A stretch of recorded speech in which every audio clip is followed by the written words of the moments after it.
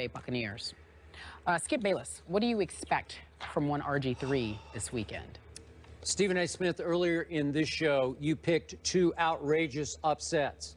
You picked Lions over Patriots in Foxborough, and you picked your Giants over my riding high Dallas Cowboys at MetLife, correct? Yep. It's my turn. I'm going with the upset pick here. And feel free to call it an I still support RG3 pick, if you will. I believe it's always darkest before the dawn. And it got really, really dark in D.C. this past week.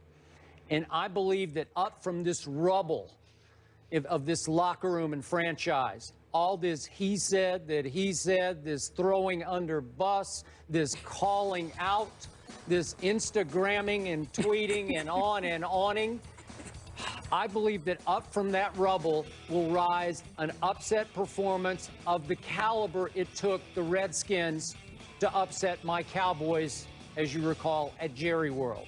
That was obviously a Colt McCoy game.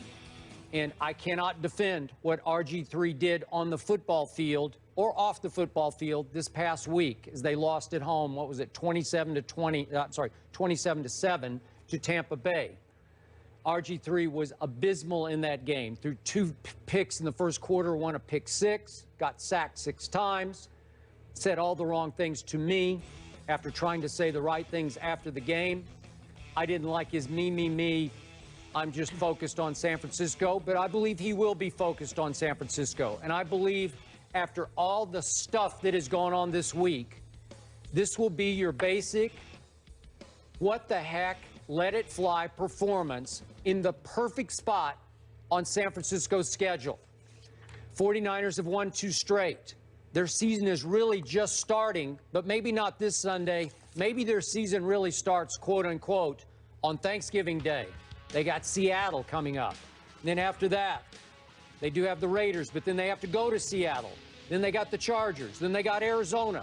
So those are all the games that really, really matter to San Francisco. Obviously, they could take this one for granted.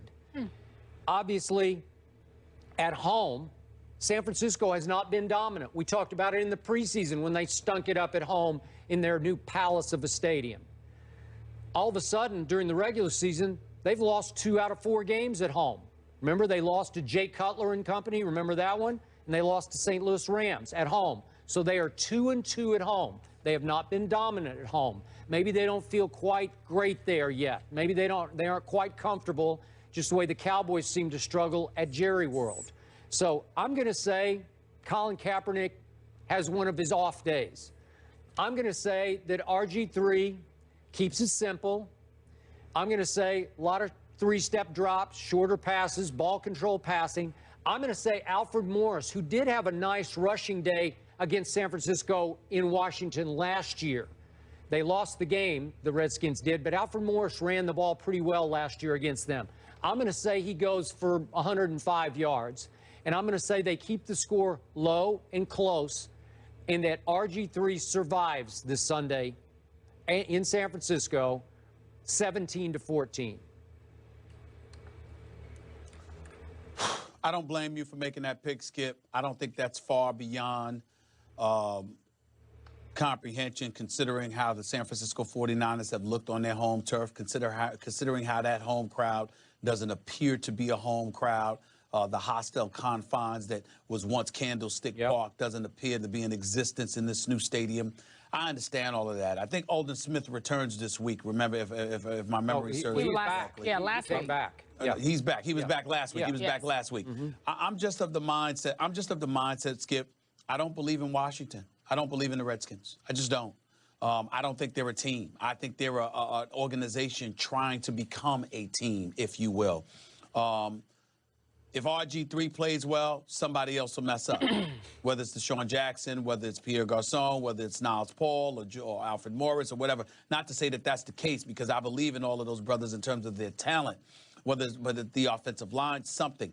When you have this much friction, when you have this kind of divide, I am just of the mindset, Skip, that I don't see you overcoming that against a team as desperate as San Francisco, knowing every win counts in this NFC West. The fact remains that with Arizona balling the way that it's balling, in order for San Francisco to make the postseason, they're going to have to be a wild card again.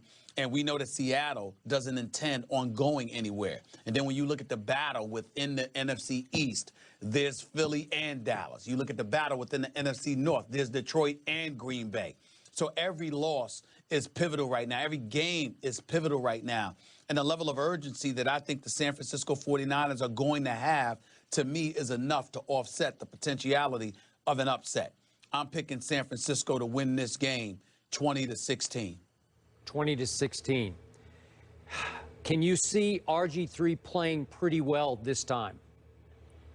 No, I don't see him playing awful, but I don't see him playing well enough to make a difference. I think San Francisco's defense shows up. They find a way to continuously show up. And in order for them to win, Washington's defense is going to have to show up and match San Fran's intensity. I no longer believe in Haslett. I did believe in him. We were told that Shanahan had his hands tied and was really neutralizing anything that he wanted to do. Well, Jay Gruden walked up in there and gave him the cachet and gave him the power to do what he did.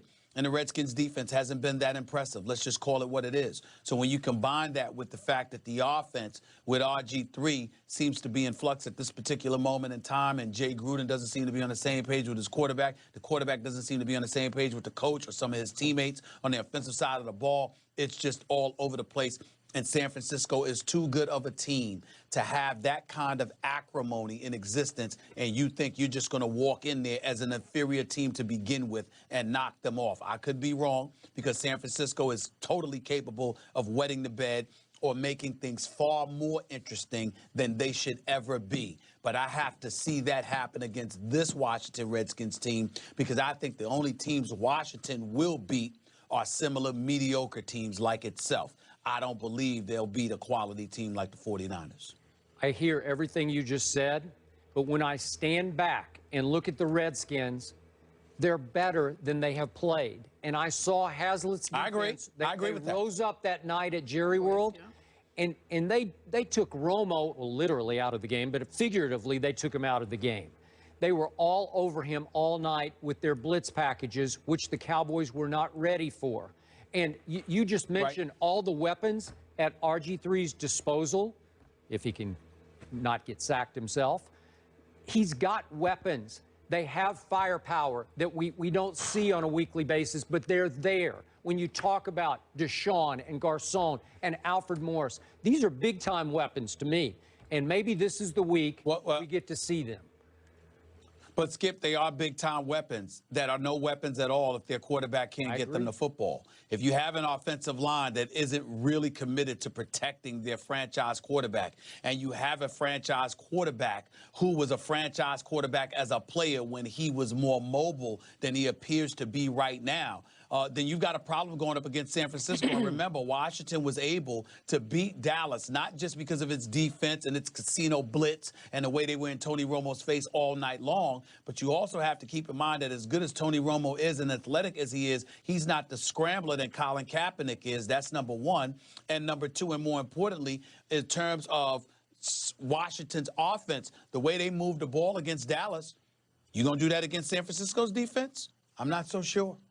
Well, I'm going to remind you one more time. San Francisco was not dominant against your Giants. They were in trouble, up only 16-10, and Eli and company had the ball first and goal at the 4-yard line and could not cash it. And on fourth down, obviously tipped interception. But the Giants are just not as talented as we would like them to be, Skip. They don't have acrimony. Okay. They're not divisive. They don't have distraction. I don't know. You think because you think they don't like Tom Coughlin? No. What? Who'd you? No. The Giants. Oh, the Giants. I thought you had the 49ers. The 49ers have the Giants. Yeah, but I'm saying the Giants are consistent. They're just not that good. Yeah. But they are who they are, and there's a level of consistency and cohesiveness. People know what they're supposed to do. They're just not good.